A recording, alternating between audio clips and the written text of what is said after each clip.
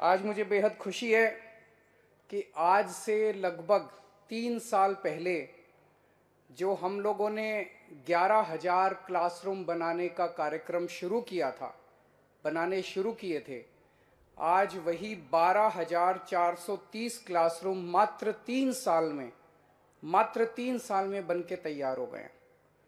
ये भी अपने आप में हमारे देश के अंदर जो व्यवस्था है उसमें एक अजूबा ही माना जाएगा। नहीं तो हम देखते हैं कि कोई भी स्कूल, अस्पताल, उसकी फाउंडेशन, उसकी नींव जो है वो हर चुनाव के पहले फोड़ा जाता है नारियल, और फिर अगले चुनाव में फिर नारियल फोड़ते हैं, और फिर अगले चुनाव में फिर नारियल फोड़ते हैं, बनता कभी नहीं है।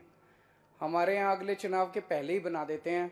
जितने काम शुरू करते हैं वो सारे काम जो हैं वो टाइम के पहले शुरू हो जाते हैं। तो मैं आज दिल्ली के सारे दिल्ली वासियों को, दिल्ली के लोगों को, बच्चों को बहुत बहुत बधाई देना चाहता हूँ। इतने बड़े स्तर पे आप सोच के देखो, 12,430 क्लासरूम का क्या मतलब है। अगर एक नया स्कूल बनता है 10वीं क्लास तक का, उसमें कितने कमरे होते होंगे? 20, 30, 40, 50 भी बहुत है। तो अगर हम 50 कमरे भी एक क्लासरूम में माने तो आज एक तरह से लगभग 250 नए स्कूल बन के तैयार हो रहे हैं।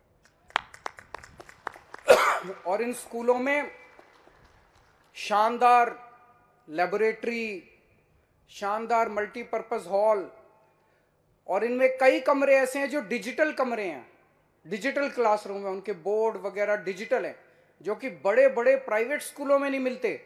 वो आज हमारे दिल्ली के सरकारी स्कूलों में है। यहां आने से पहले मैंने थोड़ी सी रिसर्च करी तो पता चला कि पिछले 7 साल में दिल्ली सरकार ने टोटल मिला के दिल्ली में जो 20,000 क्लासरूम बनाए हैं, टोटल 7 साल में 20,000 टोटल क्लासरूम बनाए हैं। इसके मुकाबले पूरा देश अगर देखें हम, पूरे देश की जितनी दूसरी राज्य सरकारें हैं, केंद्र सरकार है, सारी सरकारों को अगर हम मिला लें तो पूरे देश में भी 7 साल में 20,000 क्लासरूम नहीं बने जितने अकेले दिल्ली में बन गए। ये बड़ी बात है। जब हमने 7 साल में कर दिया तो 75 साल में भी हो सकता था। क्यों नहीं हुआ 75 साल में? सोच के देखो, अगर आज 75 साल पहले देश के अंदर इतनी अच्छी शिक्षा का व्यवस्था हो जाती, अगर हमारे गरीबों के बच्चों को भी इतनी अच्छी शिक्षा 75 साल पहले से मिलने चालू हो जाती, आज देश कहां का कहां पहुंच जाता। गरीबी दूर हो जाती, अनपढ़ नहीं रहते लोग, कहां का कहां पहुंच जाता देश। टाइम 75 साल अपने खराब हो गए। इसीलिए आज मैं एक बड़ा ऐलान करने जा रहा हूं। आज मैं एक ऑफर कर रहा हूं।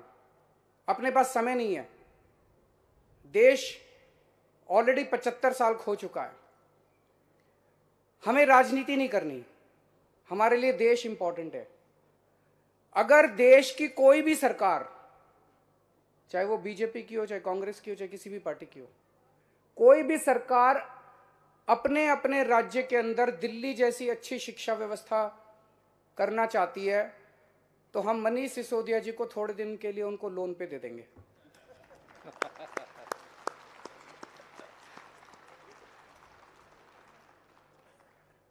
दिल्ली में अस्पताल भी बड़े अच्छे हो गए, मोहल्ला क्लिनिक भी बड़े अच्छे हो गए। तो अगर देश की कोई भी सरकार, चाहे बीजेपी की हो, कांग्रेस की हो, किसी भी पार्टी की हो, अपने राज्य में अस्पताल अच्छे करना चाहती है, मोहल्ला क्लिनिक अच्छे करना चाहती है, तो हम थोड़े दिन के लिए सत्येंद्र जैन को उनको लोन पे दे देंगे। हमारा मकसद ये नहीं है कि हम हर जगह चुनाव लड़ के जीते हैं, चुनाव लड़। हम यहाँ पे कोई नेपोलियन नहीं है कि घोड़ा लेके चला था और एक के बाद एक। हमारा मकसद देश है, देश आगे बढ़ना चाहिए।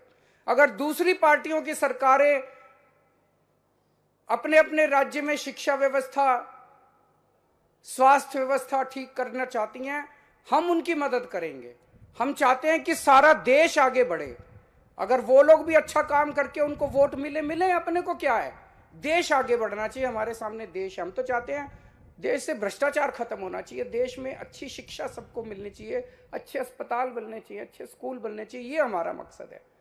तो आज ये हम ऐलान कर रहे हैं, कोई भी हमसे मदद मांगेगा हम उनको मदद करने के लिए तैयार हैं। पिछले कुछ दिन से मैं देख रहा हूं, ये कई देश के बड़े बड़े नेता मिलके, आप लोगों ने भी टीवी में देखा होगा, सारे मिलके कह रहे हैं केजरीवाल आतंकवादी है, केजरीवाल। मेरे को थोड़ा सा हंसी भी आई। मैं उन सबको आज कहना चाहता हूं कि जिसको आप लोग आतंकवादी बोल रहे हो, आज वो आतंकवादी देश को 12,430 कमरे स्कूलों के समर्पित करता है।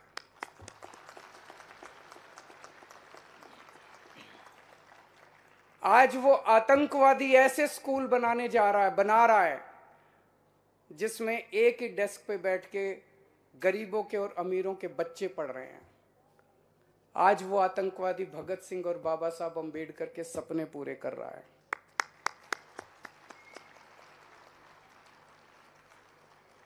नेताओं को सबसे बड़ा डर और किसी चीज से नहीं लगता, स्कूलों से लगता है। क्यों लगता है? अगर शानदार स्कूल बन गए, अच्छे स्कूल बन गए, तो नेताओं को जात पात और धर्म के नाम पे वोट मिलने बंद हो जाएंगे। हमारे इन स्कूलों के अंदर हमारे ऐसे बच्चे, देशभक्त, कट्टर देशभक्त बच्चे तैयार होंगे। ये हम स्कूल नहीं बना रहे, ये हम देशभक्त बनाने की फैक्ट्रियां बना रहे हैं। यहां से देशभक्त बन के निकलेंगे। और जब ये आज सोच के देखो, 5 से 10 साल के बाद जब ये बच्चे बाहर निकलेंगे, ये बच्चे किस आधार पे वोट देंगे? ये धर्म और जात के आधार पे वोट नहीं देंगे, ये देश के विकास के नाम पे वोट दिया करेंगे। इसीलिए कोई नेता स्कूल नहीं बनाना चाहता। ये लोग कहते हैं केजरीवाल सब कुछ फ्री करता जा रहा है, फ्री करता जा रहा है, फ्री करता जा रहा है। मैं पूछना चाहता हूं कि अगर मैं दिल्ली में सरकारी स्कूल शानदार बना रहा हूं, जहां पे गरीबों को शानदार शिक्षा मिल रही है, गरीबों के बच्चों को, और अगर मैं उनको फ्री में शिक्षा दे रहा हूं, इससे बड़ा देशभक्ति का और राष्ट्र निर्माण का काम क्या हो सकता है? बच्चों को तो फ्री शिक्षा मिलनी चाहिए। गरीबों को अगर मैं अच्छे अस्पतालों में इलाज दे रहा हूं, शानदार सरकारी अस्पताल बना रहे हैं, तो इससे अच्छा पुण्य का काम क्या हो सकता है? अगर गरीबों को दवाइयां, टेस्ट, इलाज फ्री में मिल रहा है। भगत सिंह ने एक नारा दिया था, इनकलाब जिंदाबाद।